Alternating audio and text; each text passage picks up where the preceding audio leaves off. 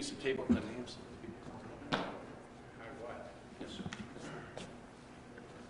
sir. All right, just before we get started, to let everybody know, I'll be up here at the podium, but we have people who are also speaking who will be separated here, and the idea is that we want to demonstrate social distancing, which is one of the main recommendations coming forward. We're talking about 6 feet apart. Chief, if you want to, Chris, if you want to come over, David, if you want to be. I'm going to make sure my cell phone's off. I'm pretty sure I did it.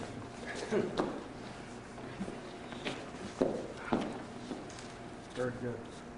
There we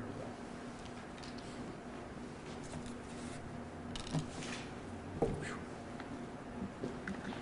Cameras ready? Very good.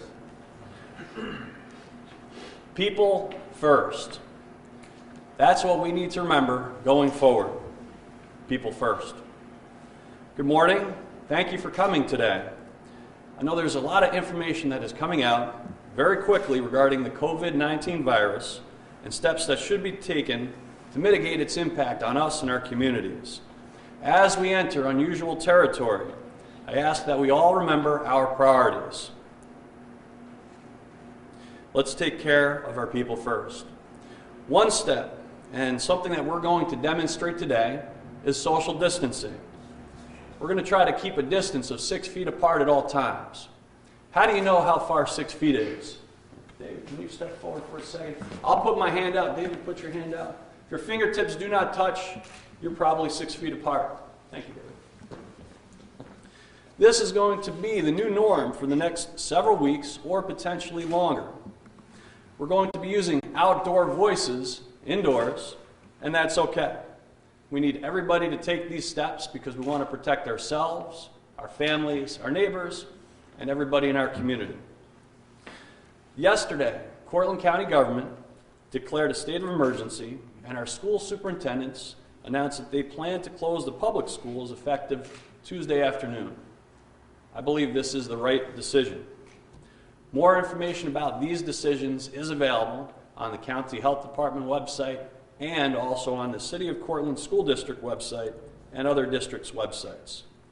I had the opportunity to sit in yesterday, Sunday, as these discussions were deliberated. It was a thoughtful and it is an ongoing discussion about the necessary steps to protect everybody in our community. To minimize the threat of the virus, we need to practice social distancing. The New York State Department of Health, the Cortland County Health Department are putting forward recommendations regularly and regular updates about what to do.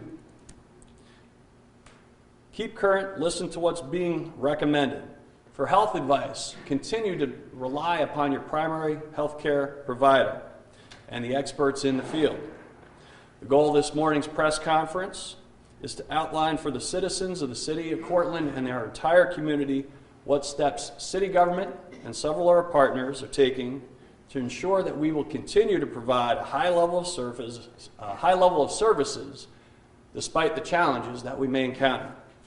So the first person that I'll introduce is the president of Guthrie Cortland Regional Medical Center, Jennifer Yardom, to speak on the preparedness of our hospital. Jennifer, thank you for being here. The floor is yours. Thank you, Mayor Tobin. I want to assure the community that the staff at Guthrie Cortland Medical Center has been working around the clock to respond to the challenges facing us with COVID-19. Our patient safety, emergency preparedness, infection prevention, and clinical teams all have specific internal plans to handle this situation if and when the virus does arrive in our area. We have coordinated approaches to preparedness and have been working diligently with our system partners and community services. We follow the Centers of Disease Control in New York State and Cortland County Public Health recommendations to ensure our readiness and have plans in place should widespread illness occur.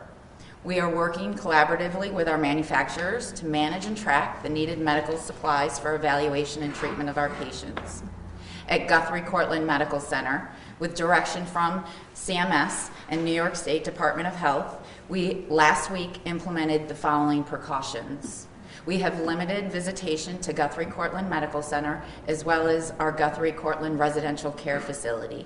We are currently actively screening all employees at the beginning of every shift and screening of visitors that meet those special circumstances that arise. So we encourage the community to stay informed, and Guthrie provides accurate and up-to-date information on COVID-19 information for the public on our website, www.guthrie.org. We appreciate your understanding to stay informed and cooperation as we monitor this rapidly changing situation to ensure the health and safety of our patients, our staff, and our community. Thank you. Thank you, Jennifer. Next up, there's been some questions from people about Public Works and what will happen. I've asked Chris Bastocki, the Superintendent of Public Works for the City of Cortland, to say a couple of words. Chris. Good morning. After some phone calls I made last week, the New York State Department of Health and the CDC have both released on a website the facts about public water systems. Can COVID-19 virus spread through drinking water? The COVID-19 virus has not been detected in drinking water. Conventional water treatment methods, they use filtration and disinfection, which is what the city of Cortland uses. Those in most municipal drinking systems should remove or inactivate the virus that causes the COVID-19 virus. Is COVID-19 found in feces? The virus that causes COVID-19 has been detected in feces in some patients diagnosed with it. The amount of virus released from the body in the stool, how long the virus is shed, and whether the virus in the stool is infectious or not known. The risk of the CDC feels that COVID-19 from the feces of an infected person is also unknown. However, the risk is expected to be low based on data from previous outbreaks. Can the COVID virus spread through pools? There is no evidence that COVID-19 can spread through humans through the use of pools or hot tubs. Proper operation, maintenance, and disinfection, again, the city pool, which obviously isn't open yet, but we plan on opening on schedule this summer, should remove or inactivate the virus that causes COVID-19. Can COVID-19 spread through a sanitary sewer system? The CDC is reviewing all the data on COVID-19 transmission as the information becomes available. At this time, the risk of transmission of that virus through a sanitary sewer system is low. Although transmission of COVID-19 through sewage may be possible, there's no evidence to date that this has occurred. The guidance will be updated as necessary as new evidence is assessed. We feel at the DPW, because we are an essential service, our services will continue business as usual.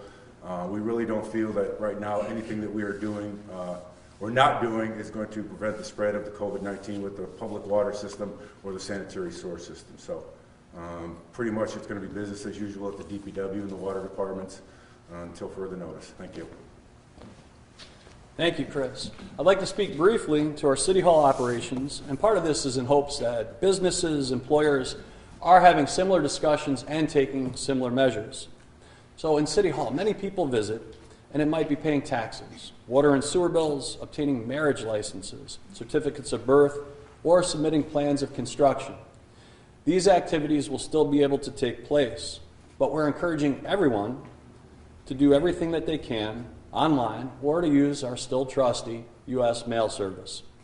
In the event that people do need to come to City Hall, we are asking that when people arrive, we're going to have a big board outside. Look for what phone number you need to call, and one of our employees will help answer some questions, and we'll determine whether or not you actually do need to come in, or if we can handle this online or through the mail. By minimizing face-to-face contact, we're going to decrease the potential of the passing of this illness.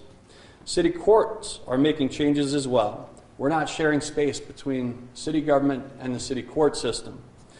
So we are changing what we are doing in terms of our meeting spaces, and we are taking active steps to distance ourselves collectively. We're also wiping down surfaces, door handles, other commonly touched surfaces multiple times a day. Unfortunately, our Youth Bureau will be suspending and postponing some programming and activities. More information about that will be coming. We will also be keeping the buildings in the parks closed. The parks are open, however, the buildings that are currently closed will remain closed. We do want people to enjoy our green spaces, and when we have these warm days that are coming, to get outside and enjoy yourselves. But wave, say hello, keep a safe distance as we go forward. So I encourage everyone to do what our operations are doing. Analyze how you operate. Come up with ways to continue to do our jobs, but also reducing the risk for everyone. For employers in Cortland County, you can talk to Bob Haight at the Chamber of Commerce, Gary Van Gorder at the BDC IDA for further suggestions. They are not only up to date with what's being recommended locally and in New York State, but having discussions throughout the country about how businesses are dealing with this. Next up, I'm going to ask Chief Friedman, our fire chief, to speak. And when we think fire department, many of us think about fighting fires, which obviously is true. It's the primary mission, but it is not all that they do. EMS calls, code inspections, there are many other tasks that they undertake and could potentially put our first responders at risk. So I'll ask Chief to detail some of the steps that they are taking and also some requests of the general public. Chief. Thank you, Mayor. Good morning. The City of Cortland Fire Department has made preparations in response to the COVID-19. We will continue to respond, but we will respond wearing protective equipment, and we may ask some questions before we enter your residence. This is not out of disrespect, but merely to protect our personnel and ultimately the people of the community. We have trained and equipped our firefighters with the appropriate personal protective equipment and indications for its use. This could range from a mask and gloves to gowns and Tyvek suits. We have provided daily briefings for each shift to stay current with the latest Centers for Disease Control and New York State Department of Health recommendations. Our response to EMS calls has been modified a bit to limit the risk of contaminating our fire suppression units. Firefighters are using utility vehicles equipped with the needed personal protective equipment to respond to EMS calls from each station. We've also modified our response to fire calls to reduce the number of firefighters entering a building on the general fire alarm until it's confirmed that there's a fire. We've also temporarily suspended all public education events, regular fire safety inspections, and non-essential in-person fire department and code enforcement contacts. Sadly, this has included our firefighters' in-person participation at the St. Baldrick's event last Saturday at the Red Jug Pub. Our team kept their commitment though, and you can check us out on Facebook to see what we did. We're working closely with all our city departments, the County Department of Emergency Response and Communications, County Health Department, and New York State Department of Homeland Security and Emergency Services. As the COVID-19 issue continues to change every day, both in extent and understanding, it is imperative that the public helps us to help you by doing the following. If you call 911 for an emergency, please advise the dispatcher if you are self-quarantined or isolated. The dispatcher will ask pertinent questions, but please be honest and complete. If the fire department's response is non-emergent, be respectful of social distancing, as the mayor has said, and the 6-foot rule. Communicate as much as you can from a distance. In the event it's a serious incident, we are still going to proceed and take care of the situation. Our resources may become extended in the future, depending on the evolving COVID issue. Understand there may appear to be a different response to your situation, but it will be a response that we will use to again protect our firefighters and the public and still manage incidents if call volume increases. If you have any code enforcement concerns, please call the code department directly, 753-1741, or go to their website at cortland.org. This is preferred over person-to-person contact at the office. Please monitor the City of Cortland Fire Department's website and Facebook for information regarding our response to you regarding this issue. Ultimately, this Cortland Fire Department will continue to respond and be part of this community. Work with us to protect one another and get through these challenging times. Thank you. Thank you, Wayne. One of our chiefs, now we'll hear from our other chief, Chief Catalano, talking about police and their preparations. Chief. Thank you, Mayor. Good morning. First of all, I want you to know that there will be no expected interruption of police services to the residents in Cortland. We do expect to do business a little bit differently, at least for the next several weeks. There are many types of calls that our officers go on that from this point forward may not need face-to-face interdiction with a police officer. Many reporting type calls we are going to expect to be able to do remotely, either by phone or email. And I'll give you those numbers in a few minutes. There are some protocols and directives that I'm putting forth today to our officers. That's not necessarily for public consumption, but we are going to limit as much face-to-face contact with the public as we can. Our officers continually use protective equipment and procedures every day that they go to work, just based on what we come across daily. This will be heightened a little bit more. There will be some distancing from our officers that do have to have face-to-face contact, so expect that to happen as well. As the fire chief mentioned, if you call for a police response, you're going to be in touch with a 911 dispatcher. Please give as much information to that dispatcher as you can so that it can be relayed to our officers as to the importance and to the urgency of the call that they're going on, and whether or not your location has been quarantined. We need to know that to keep this as contained as possible. Other than that, the police department will operate as normal, and we hope to provide the same service we always have until we get through this phase. Thank you. Thank you, Chief. And one person I'd be remiss not to introduce, David Butler from TLC, one of our community partners, the ambulance service. And this goes to show that we are having strong communication throughout all emergency response branches in the city. The hospital, the ambulance service, fire, police are all communicating and making sure that we have a state of preparedness. Let me wrap up by talking about our daily lives. And we have to recognize the fact that there are probably many people in every community who will become sick. And many of us will experience symptoms that are consistent with the flu. Majority, however, will recover with no major issues, and that's important to remember. Many people recover without major issues. However, we will have some community members who will experience it worse than others. So we want to minimize the risk of infection for ourselves and especially for the people who might experience it worse. I'd like to talk about a college student, Thomas Ryan, who was quoted as saying he was a little disappointed about what was happening and what was occurring in terms of secondary educational institutions. He's a senior enjoying his senior year. But he said, "I'm a strapping young man, I'll be all right," which is a little bit humorous. But he was very insightful when he said, "I'm more worried about the vulnerable populations." So let's all try to be like this fine young man. If we're not concerned about the risk to ourselves, let's be sensitive to the needs to other family members, friends, and our neighbors. Please text, call your neighbors, check on them. See if they need anything. Know that you can borrow the proverbial cup of sugar or a box of pasta in a pinch. Offer help, and don't be afraid to ask for help. That's what community is about, and that's what I love and many of us love about Cortland.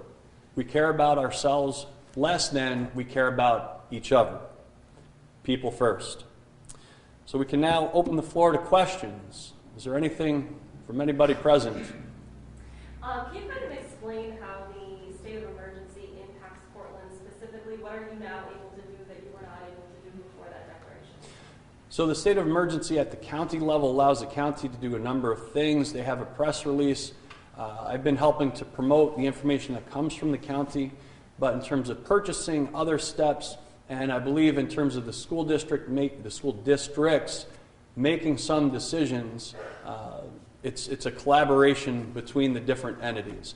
And that's why it was critical for the county and the school districts to have a conversation, which they did.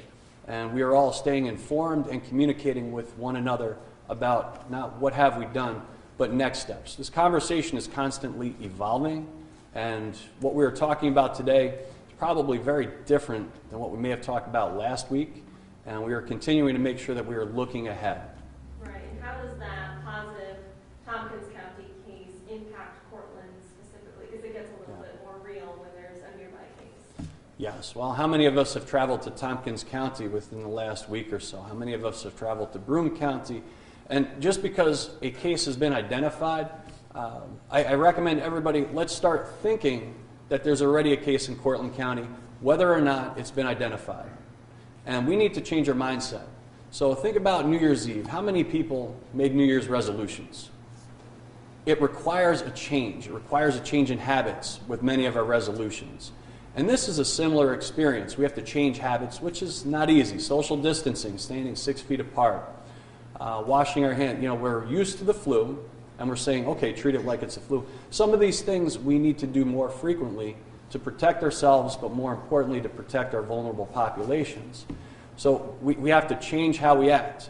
So just because it happened in Onondaga County, New Rochelle, someplace else, let's start functioning with the mentality, it's here and we're going to take the necessary steps to be safe. And what about for, the school district? What about for the kids? Parents can't always stay at home, first of all, with their kids. That is a great question. Thank you for asking, because the county meeting, there was discussion, and it was obvious. The superintendents have been communicating, and that was one of the first things that they put forward, was that they have plans in place, and they are working on plans to make sure that not only will the kids be safely at home, but they will have the opportunity to learn, and more importantly, kids who are dependent upon the school district in terms of food, that they are working on plans to make sure that the kids will have the opportunity to receive what they need in terms of basic physical needs. And this is something that we're hearing the governor speak about on a daily basis. The leadership from the state level talking about what some of the questions are, the problems, and how the response needs to evolve. I'm hearing and I'm seeing that locally. When the county and the school districts were done talking yesterday, child care providers met. There was another subgroup talking about food provision. So that information today, tomorrow, I'm confident in saying that you're going to be hearing a lot more from the districts, from our other community partners, about steps how we're all working together to deal with this. And, well, Michael Hoos, the superintendent for the City of Cortland School District, is present, and he will be available for questions afterwards, whether he wants to or not. Question back here. Oh, yes, ma'am. What about public transportation, the buses? Latest information from the county is that the buses are going to continue, that they are cleaning regularly, and again, we're going to pay attention. Things may change quickly. However, if people are in need of transportation, again, reach out to a neighbor, reach out to my office. We'll figure out a way to get people what it is they need. We're asking people to become less reliant on getting places, maybe delivery. Support your business and have things delivered as opposed to going to places. I'm sure that we're going to be hearing a lot from the business sector in an upcoming week about steps that businesses are taking so that they can adjust to what will be, again, the new norm for the next couple weeks, but so that they can continue to provide services to everybody. Yes, Travis. Actually, I had a question for Ms. Yarder. I had a question about respirators and ventilators. What the capacity is at our hospital, as well as also capacity for people in isolation. So we review and are required twice a day to report capacity from a ventilator perspective to the Department of Health. We actually have just solidified our surge plan and have been planning overflow, et cetera. So I don't have the specific numbers off the top of my head that I can provide to you right here and now, but we have sufficient supply of ventilators and isolation rooms to more than meet the needs of the community at this time. Now, the hospital's not doing any testing, is it? Or is there any plans to in the future? Cortland Medical Center does COVID-19 testing for any patients that meet the criteria for testing. Do you happen to know how many tests you've done so far? I would have to defer that to our local health department because we work in collaboration with them. We partner with them and follow all of the CDC guidelines and then test according to their direction. What have you noticed about difficulties you're facing so far? Everyone knows this is a moving situation. We all have to basically think on the spot. What have you noticed about problems you're encountering in everyday life in the hospital?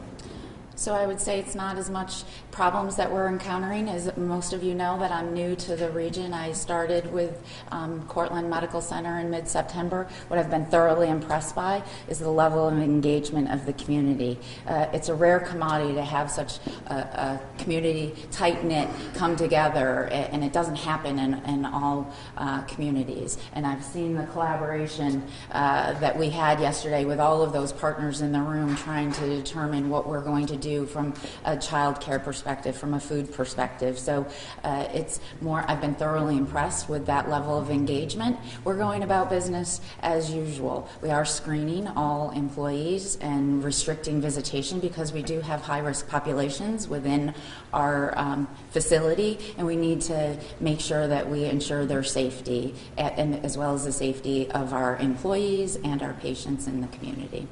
When you say screening, does that mean, checking temperature, checking vitals? It means we are screening for temperature as well as all of the required CDC questions in regards to travel and so forth. So we go through that whole compilation of screening questions and our monitoring temperature as well. Have you had any issues with running out of test kits at all? Or? No, we have the appropriate number of test kits for the volumes that we're seeing right now, and as well, we have the ability to order and get more in if needed. Any other questions for me? Okay. Any further questions? Hearing none. I'd like to thank our media partners for being present today. It's important to recognize that you play a critical role as we move forward. Our communities, our members need to hear the facts and get information quickly that helps them make decisions. Please continue to cover this topic factually and share recommendations that are practical. Thank you for everybody that came in today. As I stated earlier, our greatest strength is people, and let's continue to keep people first, and we will come through this collectively together.